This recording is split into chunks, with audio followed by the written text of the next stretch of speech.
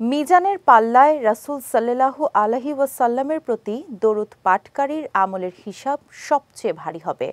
এই কারণে যে ব্যক্তি নবীজির প্রতি দরুদ পড়ে না এবং কোথাও রাসূল সাল্লাল্লাহু আলাইহি ওয়াসাল্লামের নাম উচ্চারণ হলে দরুদ না পড়ে চুপ থাকে, তাকে হাদিসে সবচেয়ে বড় কৃপণ বলা হয়েছে। বিস্তারিত সঙ্গীতা শাহর টেক্সট রিপোর্টে।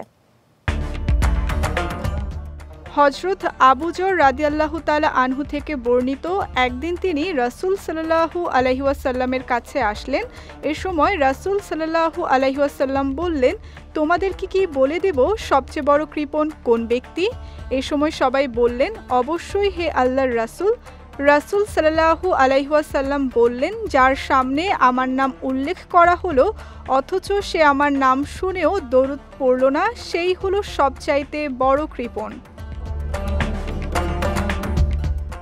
হযরত মুহাম্মদ সাল্লাল্লাহু আলাইহি ওয়াসাল্লামের ওপর দরুদ পড়ার বিশেষ ফজিলত রয়েছে। আল্লাহ তাআলা ইরশাদ করেন, নিশ্চয়ই আল্লাহ নবীর ওপর রহমত অবতীর্ণ করেন এবং ফেরেশতারা তার জন্য রহমতের দোয়া করেন।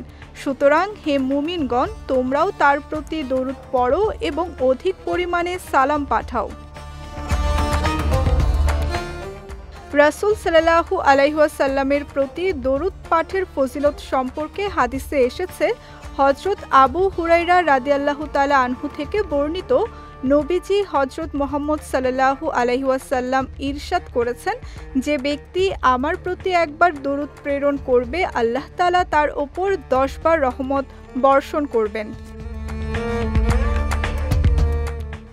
রাসূলের প্রতি দরুদ পাঠকারী ব্যক্তি কিয়ামতের দিন রাসূলের কাছে থাকবে। এ সম্পর্কে হযরত আব্দুল্লাহ ইবনে মাসউদ রাদিয়াল্লাহু তাআলা আনহু থেকে বর্ণিত হয়েছে। তিনি বলেন, রাসূল সাল্লাল্লাহু আলাইহি ওয়াসাল্লাম ইরশাদ করেছেন, কিয়ামত দিবসে লোকদের মধ্যে ওই ব্যক্তি আমার অধিক নিকটতম হবে যে ব্যক্তি তাদের মধ্যে আমার প্রতি বেশি বেশি দরুদ পাঠ করবে। রাসূল সাল্লাল্লাহু আলাইহি ওয়াসাল্লামের প্রতি দরুদ পড়লে ফেরেশতারা তা তার কাছে পৌঁছিয়ে দেন। এক হাদিসে হযরত আব্দুল্লাহ বিন মাসউদ রাদিয়াল্লাহু তাআলা আনহু থেকে বর্ণিত, রাসূল সাল্লাল্লাহু আলাইহি ওয়াসাল্লাম বলেছেন, পৃথিবীতে মহান আল্লাহর ভ্রমণরত বহু ফেরেশতা রয়েছেন যারা আমার উম্মতের কাছে আমাকে সালাম পৌঁছে দেন।